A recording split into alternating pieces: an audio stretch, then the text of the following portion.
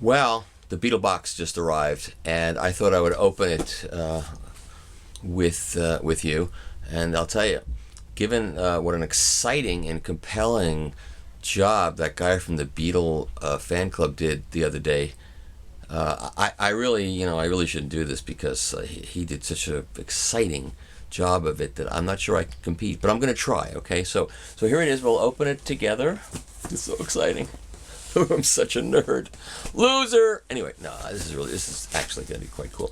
Okay, so I should do it up here, right? So you can see everything I'm doing. Okay.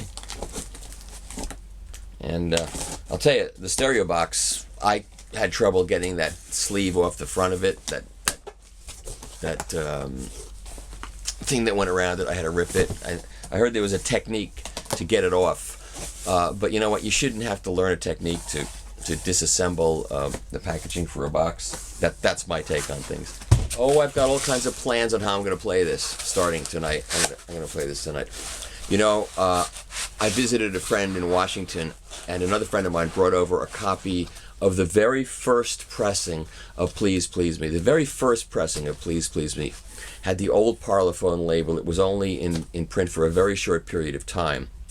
And it said lacquer number 1, it said mother number 1, and it had a G at the 3 o'clock position, which means it's the first lacquer, the first mother, and the first stamper. That's how you know it's original. And he paid well into 4 figures for that record. So keep that in mind when we consider this box set. You know, he paid well into 4 figures for that one record. Okay. Well, here it is. Smells good. So we know that the outside was made at the GZ factory. And let's see, this is going.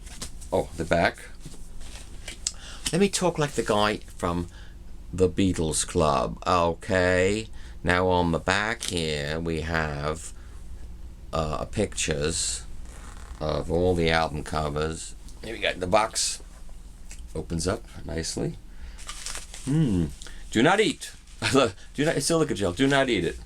You can chew on it, but don't eat it. Okay. That's to keep everything nice and dry. Oh, this foam here. This foam is fabricated from some of the original acoustic tiles and treatment in Studio 2. So don't throw this away either. Make sure that you keep this piece of foam, okay? So here's the book. All right. You know what? I'm going to look at the book last because I want to look at the records. So here's this is an original, not the first pressing. So it's a nice laminated cover, and it's got the fold over. And I had told them that they really have to do it this way. To do it authentically, it needed the fold over and laminated cover. And this record's been played plenty of times, but it still sounds incredibly good. And this is a first lacquer. It's pretty late, but it still sounds great. Okay, so, and you know, my records, I have my records to play. I don't have my records to archive or to preserve for other people to have. I bought them to play, and I play them, and that's the way it is. Some people are appalled. They come down here and see my records have been played. My God, what's the matter with you? You play your records? Well, anyway, and this is the original.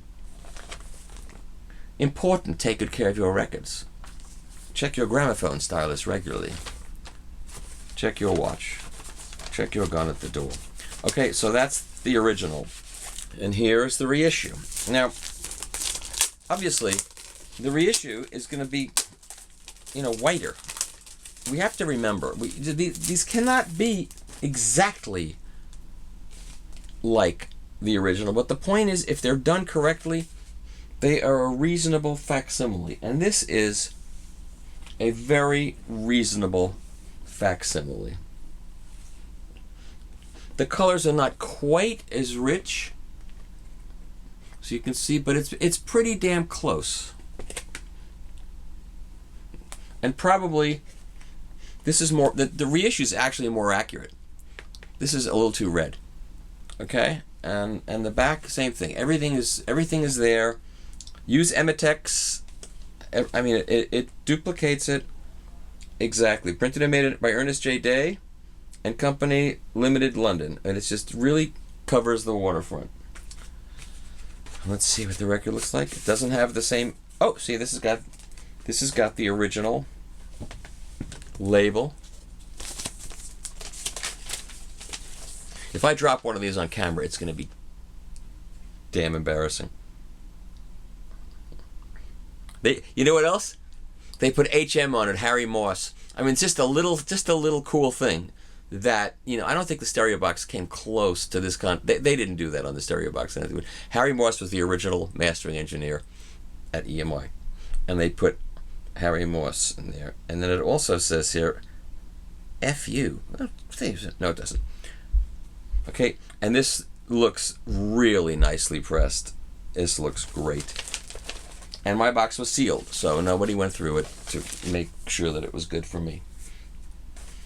So that takes care of this one. I can't wait to play it. I'm very excited to play it. But you know what? It's not going to sound exactly like the original. It cannot. The tape is almost 50 years old at this point. So, you know, it loses something over the years. The playback deck was not the same. The board that was used to do the EQ was not the same. The first one was done with an old tube system, I'm sure, and this was done with solid state. Now, from what I've heard of these, the solid state has more punch on the bottom, more like what's on the tape, and not quite as soft and rolled on the bottom. And the top end, from what I heard, well, I'm not, why am I talking about it before I've heard it? Okay, I just shut up. Okay, it's not easy for me. All right, let me put this one down. I'm not going to put them back in the plastic. Okay, the next one is with the Beatles. And this one, of course, became Meet the Beatles with the cover. I mean, this is where the whole messy thing happened with the American versus the European. So this is that. And here's the...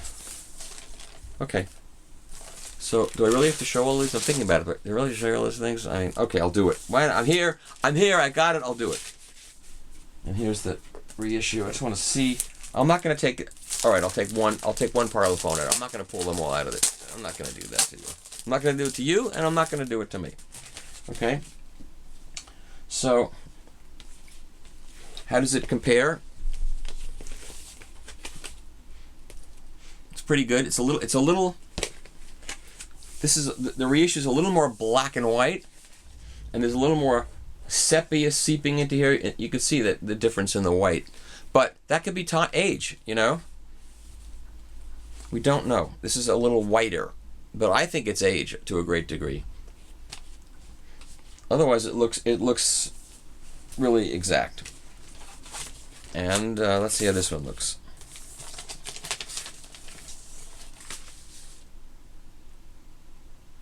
And this one looks great. It really does look good. Pressing quality looks pristine. There's no Harry Moss on this one. Harry Moss is only on the first one. You know, I just like that. I like that. It shows that somebody did something very cool. All right, and now let's move on. Hard Day's Night. And I was a projectionist at a summer camp. Now I'm an exhibitionist, then I was a projectionist. And that showed A Hard Day's Night before it actually opened in America. Because the owner of the summer camp I went to owned all the Brandt theaters in Manhattan. And they would get all the first-run movies to show at the Sagamore Hotel, which was down on Lake George. And the summer camp was up the lake. And they got us A Hard Day's Night. And I was the projectionist that summer. And so I put the film up and I said, please don't scream when this starts. Watch the movie. And I had a tape recorder, so I recorded the soundtrack off the tape recorder. And, you know, now you can do that really easily, but back then it wasn't so easy. So as it ran, I recorded it. And so I memorized, like, you know, the first 15 minutes of A Hard Day's Night and walked around the summer camp going, pardon me for asking, but who's that little old man? What little old man? Oh, that one. It's my grandfather. Your grandfather? That's not your grandfather. I've seen your So, anyway. Okay, so here's Hard Day's Night. And here's A Hard Day's Night. I'm not going to open all these. It's just ridiculous. You know, this is kind of